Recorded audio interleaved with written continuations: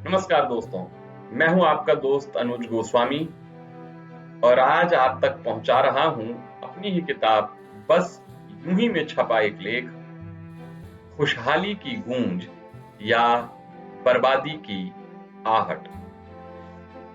चारों तरफ खुशहाली का एहसास हो रहा है। हर 15-20 दिनों में कोई ना कोई टू व्हीलर या फोर व्हीलर लॉन्च हो ही जाते हैं। बाजार में स्मार्टफोन्स और गैजेट्स की भरमार है।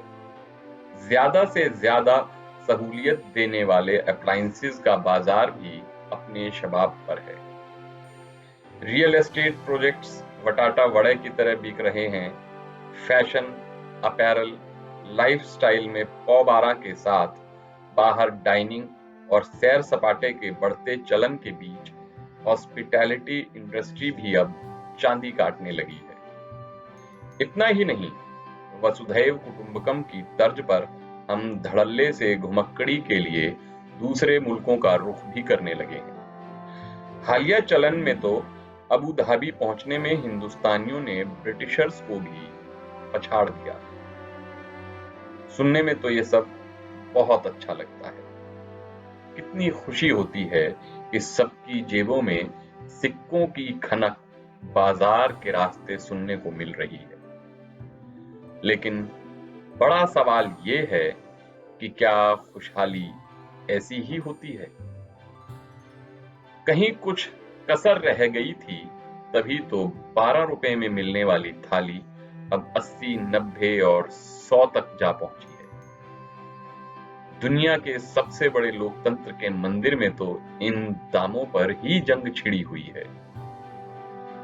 वहीं कभी तो लोग हर महीने 2 महीने में बढ़ते दूध के दामों के चलते और कभी जरूरतों को काट कर दिखावे के लिए ही सही गैर जरूरी खरीदारी की बदौलत खुशी का एहसास पाने की भी कभी ना खत्म होने वाली कोशिश में जुटे हुए हैं। महसूस करने के लिए जरूरी है कि ये समझा जाए कि आखिर ये सब हो किसके बलबूते रहा है। आंकड़े, जानकार, सर्वे, स्टडीज और जानकारी इकट्ठा करने के जितने भी तरीके हों, उन सब के मुताबिक देश में सबसे ज्यादा आबादी 20 से 35 साल के युवाओं की है। डिस्पोजेबल इनकम के बढ़ने के कारण सबसे ज्यादा परचेज और एक्सपेंडिचर पावर भी इन्हीं के हाथ में है। लिहाजा कई ब्रांडों और सेगमेंटों का ग्राफ चढ़ रहा है और ये मोटी चांदी काट रहे हैं। देश के युवक और युवतियां चमक रहे हैं। लाइफस्टाइल और लिविंग स्टैंडर्ड बेहतर हुआ है। जहां 30 साल पहले आदमी रिटायरमेंट तक अपना छोटा सा मकान होने का सिर्फ सपना ही सोचता था, वहां यंग इंडिया कमाऊ होने के तुरंत बाद ईएमआई की बदौलत पलक झपकते आशियाना बना ले, इसमें कोई हैरानी नहीं। ये सब रुझान भी अच्छे ही हैं। कुछ कुछ ऐसी ही प्रैक्टिसेस डेवलप्ड इकोनॉमीज में भी देखने को मिलती हैं। तो क्या ऐसे में हमें किसी भी तरह की कोई घबराहट होनी चाहिए?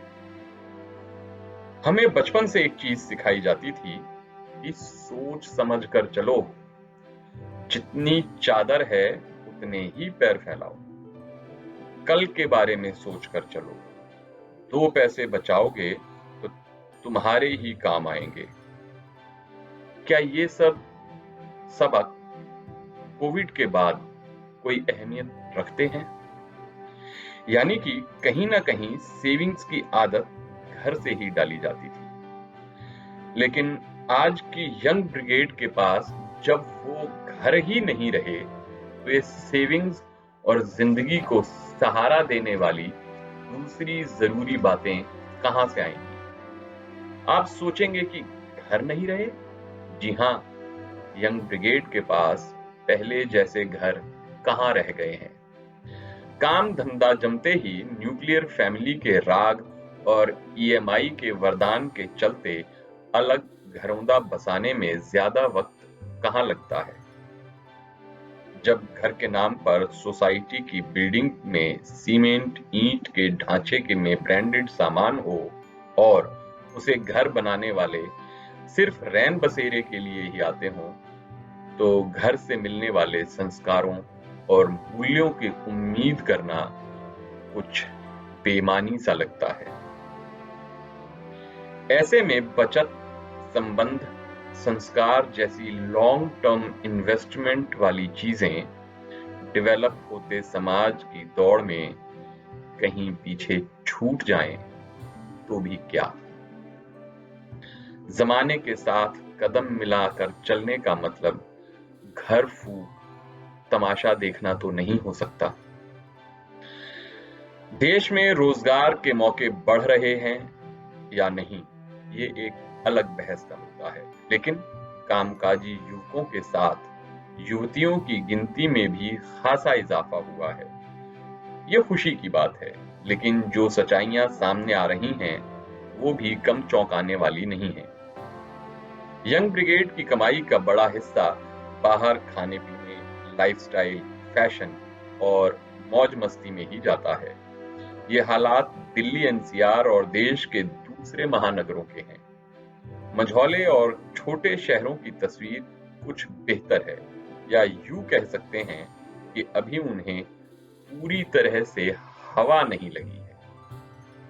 हालांकि वहां भी ऐसा जल्द हो, इसके लिए सिर्फ और सिर्फ मुनाफा कमाने वालों की तैयारी पूरे जोर शोर से जारी है। कुछ साल पहले तक की पर्सनल सेविंग दुनिया में सबसे ज्यादा करीब 35% तक भारत में ही हुआ करती थी, लेकिन महानगरों के ऐसे रुझानों के चलते अब इसमें भी कमी आई है।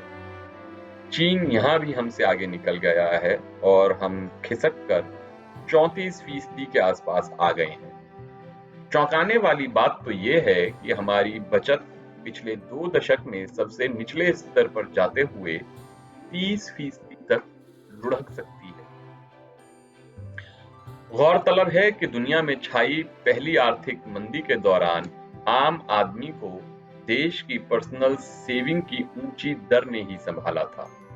इस बात की तस्दीक उस वक्त के अमेरिकी शासन ने भी की थी और भारत की तर्ज पर अमरीकियों से भी बचत की आदत करने जैसी बेहतर और अच्छी प्रैक्टिसेस की अपील तक कर डाली थी। लेकिन हम हैं कि रोजगार के अच्छे मौकों और बढ़ती डिस्पोजेबल इनकम के नशे में उपभोक्तावाद यानी कि कंज्यूमरिज्म की उन जंजीरों में जकड़ते जा रहे हैं जिससे कुछ समय बाद आजादी से कहीं ज्यादा घुटन महसूस हो सकती है।